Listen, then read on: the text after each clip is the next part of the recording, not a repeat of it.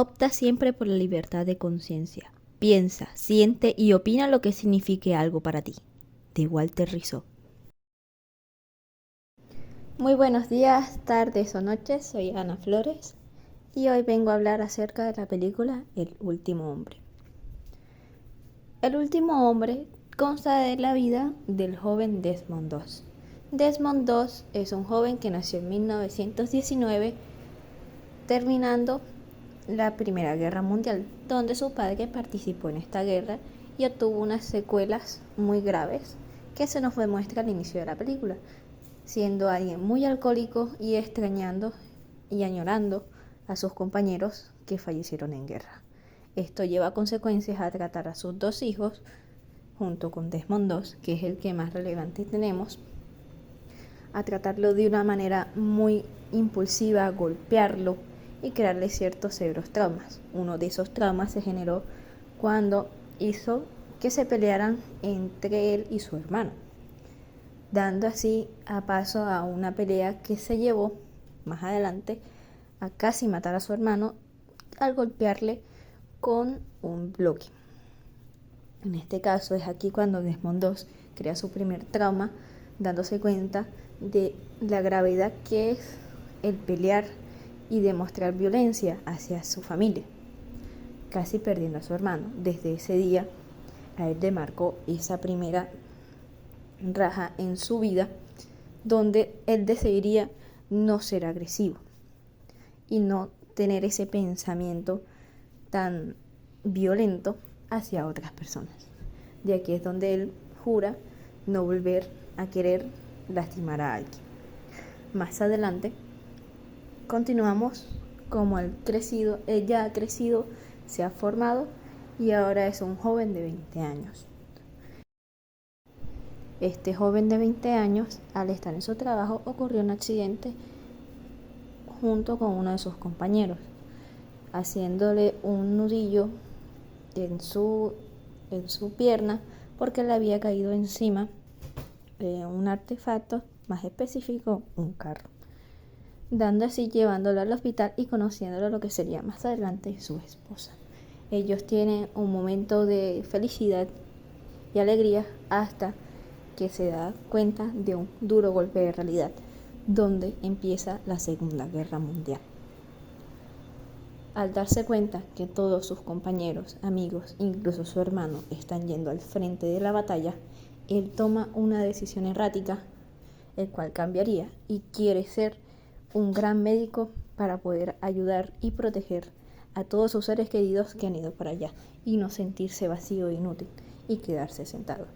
Todo el mundo le dice que no, porque él no tiene la capacidad de poder agarrar un arma, ya que sus propias decisiones y su propia moral no lo dejan agarrar un arma. Pero él decidido se alista y se prepara para la guerra. Al llegar al campamento, él pasó un infierno porque mucha gente lo detestaba al tener ese pensamiento, porque tenemos que tener en cuenta que en la guerra la moral y los derechos no existen para esa Segunda Guerra Mundial, donde no importa a quién creas, quién no creas, tengas arma o no tengas arma, puedes morir en batalla. Bueno, él, a pesar de eso, resistió, pasó por grandes obstáculos y al final, gracias a la ayuda de su papá y al dejar un legado muy importante diciendo: si no se puede respetar el derecho a libre conciencia, entonces realmente ¿qué hice yo en la Primera Guerra Mundial peleando? Porque si no se respetan los derechos, entonces ¿para qué fue esa guerra? Y ahí es donde toman las cartas y dejan que Desmond II solamente sea médico en la frontera de la trinchera de la guerra contra Japón. Desmond II, a pesar de no saber manejar un arma y nunca manejar un arma, él va enfrente de la guerra y se da cuenta de la cruda realidad que es la guerra. Pasa por un shock impresionante donde descubre que no es tan sencillo o como realmente se lo imaginaba. Era literalmente una zona llena de muertos, cadáveres, por todas partes y no habían ni durado ni 5 minutos y ya gran parte de su tropa había sido herida.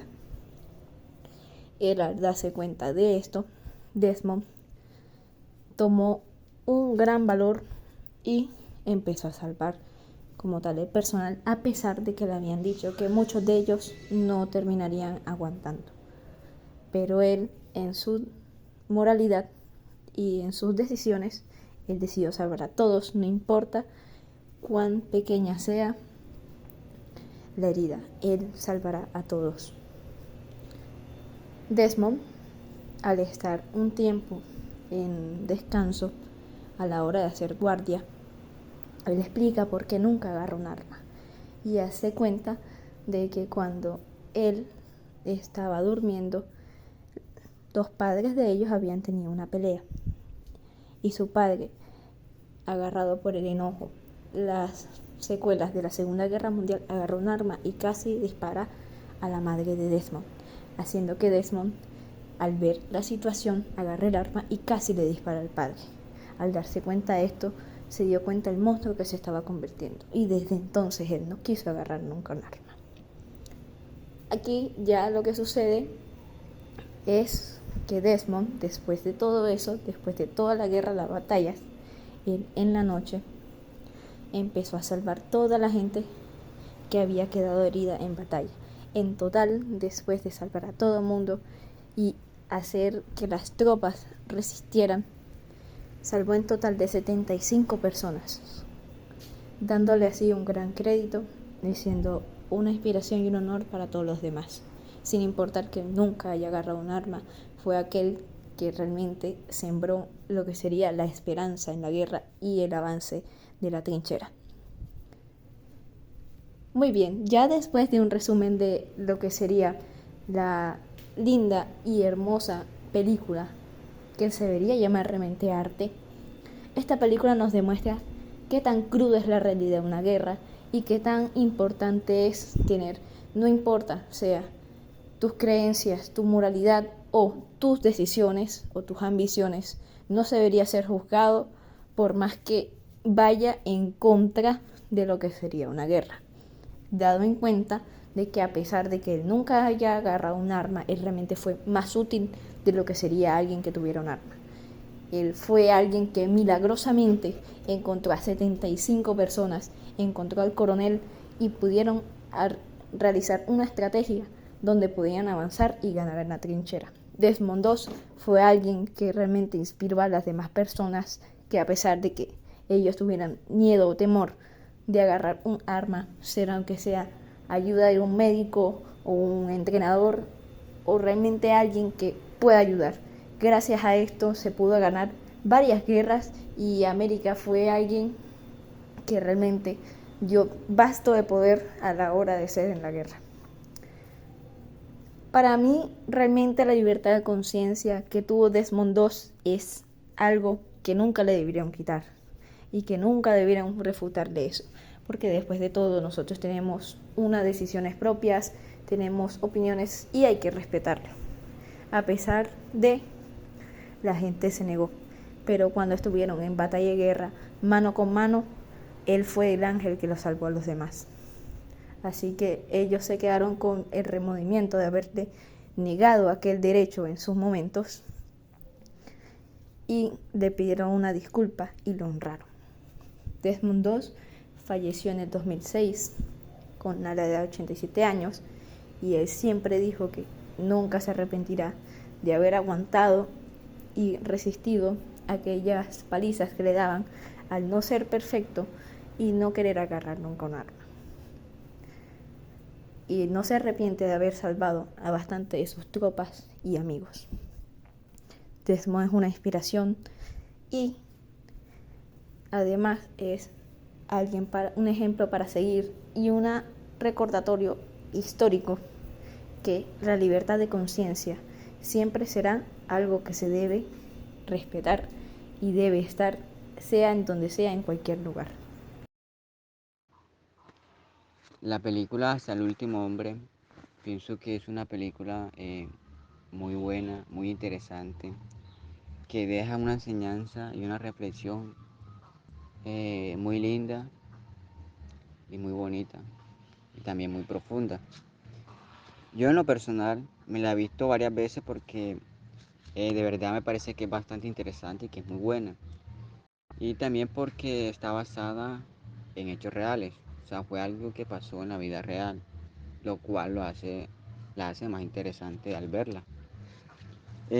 Esta película muestra mucho lo que es el conflicto, la violencia, eh, la crítica, la guerra, eh, el dolor, sangre, todas esas cosas. Y también muestra lo que es la devoción hacia una religión, o sea, lo que es el amor por una religión. Bueno, esta película empieza cuando, por ejemplo, el protagonista principal, quien es llamado Desmond II en la película, desde niño tuvo esa devoción o ese amor por esa religión, ya que por medio de un acto que él cometió, que fue que golpeó a su hermano y que casi lo mata, que fue algo que le marcó la vida y que lo que le dio su mamá también le marcó la vida y que siempre tuvo presente en sí mismo.